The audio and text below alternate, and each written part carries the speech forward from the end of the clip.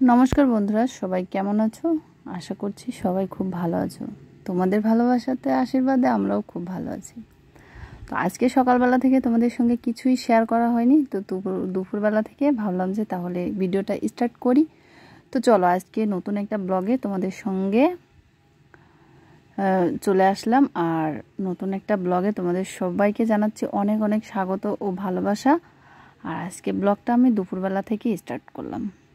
দুপুরবেলা দেখো এই যে গরু খেতে দিচ্ছি, তখন থেকেই স্টার্ট করলাম মোটামুটি। তো আমার 2টা গরু আছে, গরুর যত্নে আজ 3 বছর যাবৎ একটানা আমি গরুর দেখাশোনা করি। তার মধ্যে দিয়ে এখন যেহেতু আমার বর একটু সুস্থ, তো মাঝে মধ্যে ও অনেক সাহায্য করে। যখন আমি পারছি না তো ও আমাকে একটু হেল্প করে দেয়। আবার গরুকে দাঁড়িয়ে দাঁড়িয়ে খেতে দেয়া তো বাইরে থেকে ভিতরে যায় না, কারণ ভিতরে গেলে গরুতে যদি ঢুস দেয়, মানে ধাক্কা টাক্কা দেয়, তখন তোর পায়ে প্রবলেম হবে। সেই কারণে ভিতরের দিকে সেরকম একটা যেতেও দিই না আর যায়ও না। তো বাইরে থেকে গরুকে খেতে দিতে হয়, সে কারণে আমার একটু সাহায্য করে দাও। মাঝে মধ্যে ঘাস আনি, যে ঘাসগুলো আনি আমি, সেগুলোও কেটে টেটে দেয়, তারপরে খড়ও কেটে দেয়, মানে সব দিক থেকেই অনেকটা সাহায্য করে। সত্যি কথা বলতে একা সংসারে যদি স্বামী স্ত্রীকে সাহায্য না করে, তাহলে সেই সংসারটা না অচল থেকে যায়, কোনো কাজই হতে চায় না। কারণ কি বলো তো, একা একা কতটা করা যায়? ঘর বাড়ি মাঠ ঘাট সব কিছু যদি একটা মেয়ে মানুষ একা একা করতে চায়, তাহলে কিন্তু হয় না। সেটাতে বরের সাপোর্টও লাগে, ভালোবাসাও লাগে এবং তার সঙ্গও লাগে।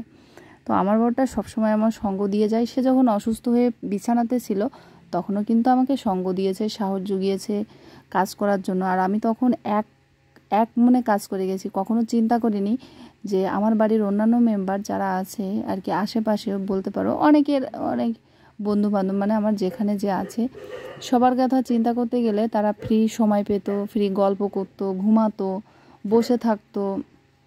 কিন্তু যখন অসুস্থ ছিল না, তখন আমার কাছে ওই সময়গুলো ছিল না যে আমি কারোর সঙ্গে 2 মিনিট বসবো, তাদের সঙ্গে কথা বলবো। ধরো একটা সংসারে কম কাজ থাকে না, যত প্রকার কাজ থাকে। গ্রামের কাজ তোমরা বুঝতেই পারো, গ্রামে কিন্তু শহরের থেকে অনেক গুণ বেশি কাজ থাকে। একটা কাজ করতে গেলে যে কত দূর করতে হয়, সেটা যারা করে তারাই বুঝে। তো সেই কাজগুলো, ঘরের কাজগুলো করে, বাইরের কাজ, তোমার মাঠের কাজ, এসব কিছু সব কমপ্লিট করে আবার একটা অসুস্থ মানুষকে দেখাশোনা করা, সেটা কিন্তু একা হাতে করেছি আমি, আমাকে কেউ সাহায্য করেনি। অবশ্য আমার মা বাবার অবদান কম নেই, আমার মা বাবা অনেক করেছে। আবার আমার কাকা শ্বশুরের একটা ছেলে আছে, ও অনেকটা করেছে। ওদের কথা আসলে ভোলা যাবে না। ওরা ওই সময়টাতে যেভাবে আমাকে সাপোর্ট করেছে, আমার পাশে থেকেছে, সেটা আমি কখনো ভুলবো না, ভুলতে চাইও না। আমি যেদিন ওই কথাগুলো ভুলে যাব, তখন মনে করবো আমি মানুষ না, সেদিন আমি অন্য কিছু হয়ে যাব। মানুষ যদি হয়ে থাকি, তাহলে ওই কথাগুলো, ওই উপকারের কথাগুলো কখনো ভোলার নয়। আর সেই সময়টাতে মানে যাদেরকে বেশি দরকার ছিল, তখন কিন্তু আমি তাদেরকে পাইনি কাছে, তাদেরকে কখনো পাইনি, তাদেরকে সামনে পাইনি, ওর কাছে একটু বসে থাকার জন্যও পাইনি। যে আমি একটু কাজে গেলাম, আমার বরের কাছে কেউ বসে থাকলো, সেরকম একটা লোকও পাইনি।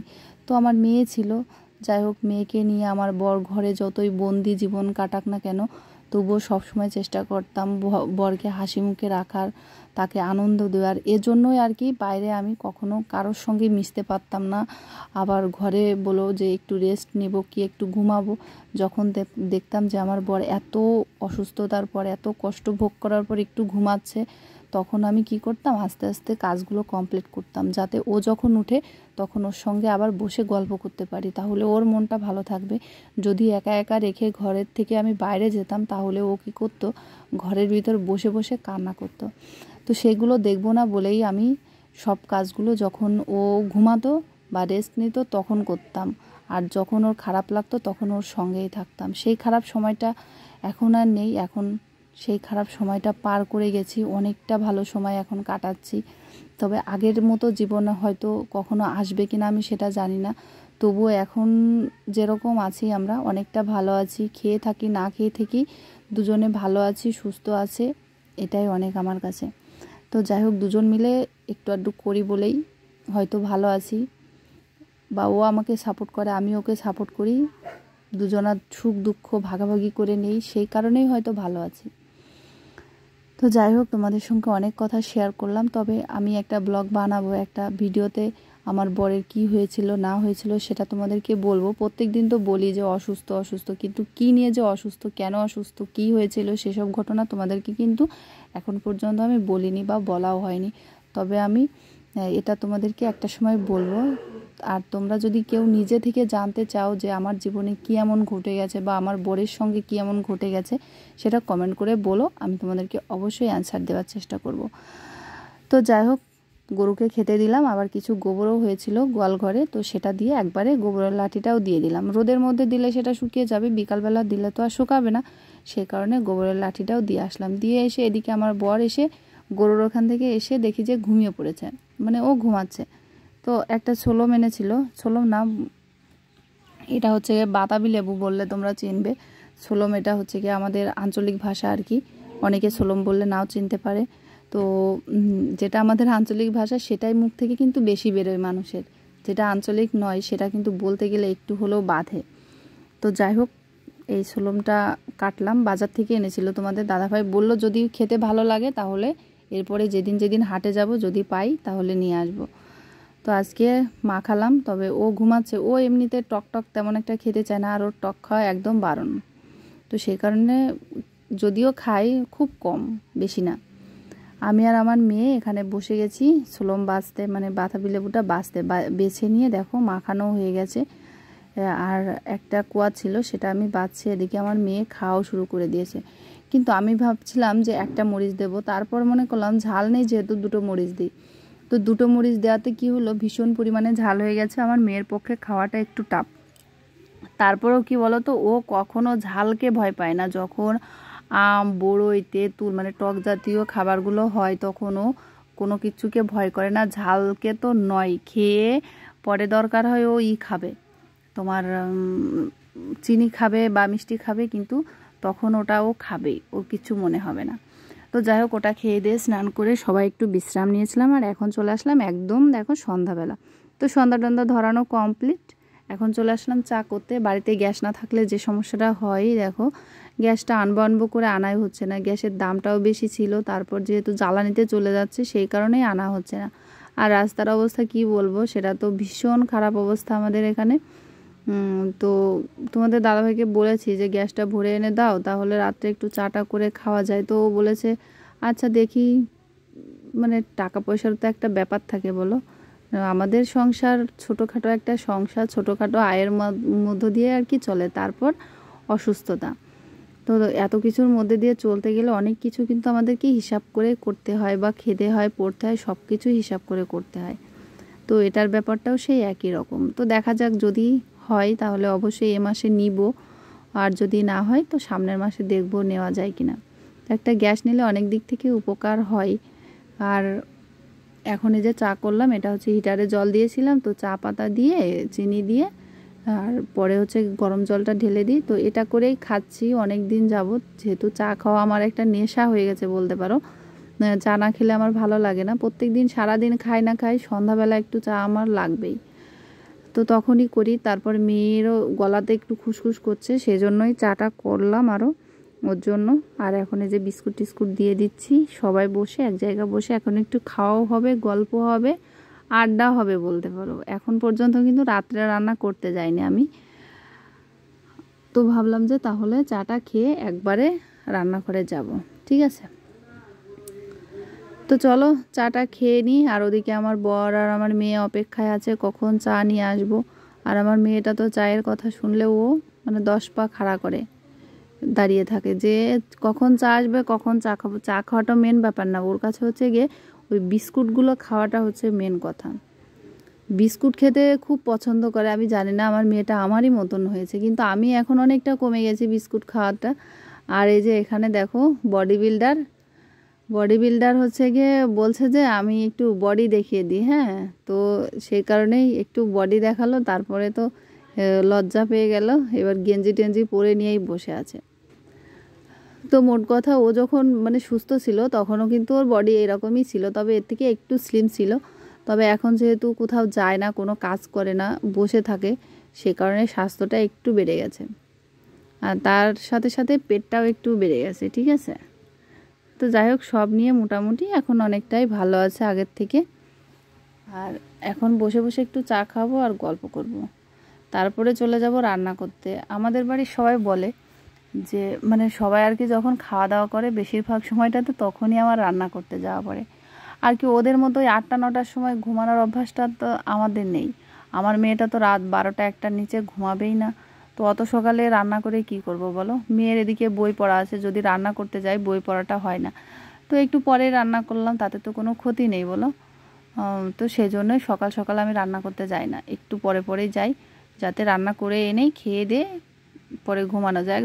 10টার দিকে যদি খাওয়া দাওয়া হয় এমনিতেই, তারপরে গুছিয়ে গাছিয়ে শুতে শুতে 12টা বেজে যাবে, তো তখন ঘুমটা এমনি আসে। কিন্তু ওই যে 8টা-9টার সময় ওটা আমার অভ্যাসেই নেই। আমি কখনোই 8টা-9টার সময় ঘুমাতেও পারি না, আমার ঘুমও আসে না। কখন আসে? যখন শরীরটা একদম ক্লান্ত থাকে, খুব অসুস্থ থাকি তখন, তাছাড়া নয়। তো চাটা খেয়ে নিয়ে দেখো চলে আসলাম রান্নাঘরে। আর এখন রান্না করব হচ্ছে গিয়ে আলু, কালো জিরা ফোড়নে দিলাম। তারপরে হচ্ছে গিয়ে আলু দেখো ছোট ছোট টুকরো করে কেটে নিয়েছি। তো এটা দিয়ে একটু হালকা পাতলা ঝোল ঝোল হবে। তো এটা দিয়ে রুটি করব আজকে। ভাত খেতে খেতে না আর ভালো লাগছে না। তো তোমাদের দাদাভাই বারবার করে বললো যে তাহলে রুটি বানাও, তো রুটি তরকারি খাই। তবে ফ্রিজে একটু কুমড়ো ছিল, কুমড়োটার কথা আমার মনেই ছিল না, সেজন্যই আলুটা কাটলাম। যদি ওটার কথা মনে থাকতো তাহলে আলুটা কাটতাম না, কুমড়োই রান্না করতাম, কুমড়ো ঘন্ট করতাম আর রুটিটা বানাতাম। তো যাই হোক, যেটা হয়ে গেছে সেটা তো হয়ে গেছে, এখন আর বলে লাভ নেই। এখন যেহেতু আলু কেটে ফেলেছি তো আলুটাই রান্না করে নিই। আর ওদিকে হাঁড়িতে বসিয়েছি দুধ, দুধ এনেছিল সেদিন। তো ভাবলাম যে তাহলে একটু দুধ জাল দিই, মেয়েটা একটু খাবে, আমি একটু খাবো, আর তোমাদের দাদাভাইকে ডিম সিদ্ধ দেবো। যেহেতু আমরা দুধ খাচ্ছি সেটাও তো একটা পুষ্টি, আর এখানে রুটি আর আলু, তারপরে পুষ্টিকর কোনো কিছুই নেই। তো সেই কারণে তোমাদের দাদাভাইকে দেবো একটা ডিম সিদ্ধ, তাহলে সবারই সমান আকারে হয়ে গেল, তাই না? যেহেতু এক সংসারে থাকি, আমরা একসঙ্গে থাকি, কখনোই চাই না যে একজন ভালো খাবার খাই আর একজন খারাপ খাবার খাক। আমরা যদি এক টুকরো বিস্কুটও পাই তো তিনজনা ভাগ করে খাই, এটা শিখে গেছি। তো আমার মেয়েকেও আমি সবসময় এই শিক্ষাটাই দিতে চাই যে কোনো কিছু খেতে গেলে নিজের যদি কেউ থাকে তাকে দিয়ে খেতে। এটা কিন্তু অনেকটা আনন্দের ব্যাপার। নিজের কেউ থাকে, অনেকে দেখি যে নিজের কেউ থাকে তবুও কোনো কিছু পেলে নিজেই খেয়ে নেয়, তো তাকে দেওয়ার প্রয়োজন মনে করে না। আমি মনে করি যদি নিজেদের কেউ থাকে তো তাকে অবশ্যই দিয়ে খেতে হয়। তাহলে কি হয় বলো তো? যাকে দিলে সেও আনন্দ পেলো, আর নিজে যে দেবে সেটাতেও কিন্তু অনেকটা আনন্দ লাগে, তাই না? তো সবসময় চেষ্টা করি মেয়েকে ভালো শিক্ষা দেওয়ার। তো আমি জানি না কতটা ভালো শিক্ষা ওকে আমি দিতে পারবো আর ও কতটা ভালো মানুষ হবে। তবে সবসময় আমরা দুজনে একই চেষ্টা করি যে ও যেন ভালো মানুষ হোক, বড় হয়ে অনেক ভালো মন মানসিকতা হোক এবং মানুষের সঙ্গে যাতে ভালো আচরণ করতে পারে, এটাই চাই। তো রাত্রেবেলা দেখো রান্নাবান্না হয়ে গেছে, ওদেরকে ডিম সিদ্ধ আর ওই যে তরকারি দিয়ে রুটি দিয়ে দিয়েছি। আর এখানে আমি নিয়েছি দুধ আর নিয়ে নিচ্ছি চিনি। তো চামচ দিয়ে ওঠাতে গেলাম, তোমাদের দাদাভাই দুধ পছন্দ করে না, মানে খাই না আর কি। তো সে কারণে ও রাগ করছিল, বললো যে চামচটা দুধের মধ্যে দিচ্ছ কেন? কারণ ওই দুধ ওই মানে চিনির মধ্যে দিচ্ছ কেন? কারণ ওই চিনিটা যদি অন্য কিছুতে দেই, যদি দুধের গন্ধ হয়, তো সেই কারণে দিতে দিল না। যাই হোক, শেষমেশ কোটা ধরে ঢাললাম। আর এখন ওই দুধ চিনিটা ভালো করে মিশিয়ে নিয়ে এর ভিতরে আমি রুটি দিয়ে দেবো। এটাই হচ্ছে আজকে রাত্রে আমার খাবার। তারপরে যদি একটু ঝাল খেতে মন চায় সেটা খাবো হচ্ছে গিয়ে ওই তরকারি দিয়ে, তাছাড়া না। তো চলো, রাত্রের খাওয়া দাওয়া কমপ্লিট করে ওদেরকে বিছানা টিছানা গুছিয়ে দিয়ে আসলাম যে তোমরা ঘুমাতে লাগো, কারণ আমি আবার মেশিনে কাজ ধরেছি। এখন বসে থেকে কি করব বলো? বসে থাকলে তো সারা দিন রাত একভাবে বসেই থাকলাম, তো একটা কাজ করলে সেটা আমার বরকে একটু সাহায্য করা হবে। সেই কারণেই 3-4টা কাজ পেয়েছি। তো ভাবলাম যে রাত্রেবেলায় একটু ফ্রি টাইম থাকে আর এখন কাজটাও নিরিবিলি করা যায়, তো সে কারণে রাত্রেবেলা বসলাম কাজ করতে। তো এখন ভাবছি 2-1টা যদি পারি, যেহেতু ব্লাউজের কাজ, 2-1টা যদি পারি সেটা করব, করে তারপর হচ্ছে গিয়ে আমি ঘুমাবো। ভিডিও এডিট করারও ব্যাপার থাকে, যদি রাত্রে পারি ভিডিও এডিট করে রাখবো, আর যদি না পারি তাহলে কালকে করব। তো চলো, সবাইকে good night, tata, bye bye. এই কাজটা আমি কমপ্লিট করি, পরে তোমাদের সঙ্গে আবার নতুন একটা ব্লগে নতুন একটা দিনে তোমাদের সঙ্গে দেখা হবে। তো চলো বন্ধুরা, সবাই ভালো থেকো, সুস্থ থেকো, সাবধানে থেকো। গুড বাই সবাই।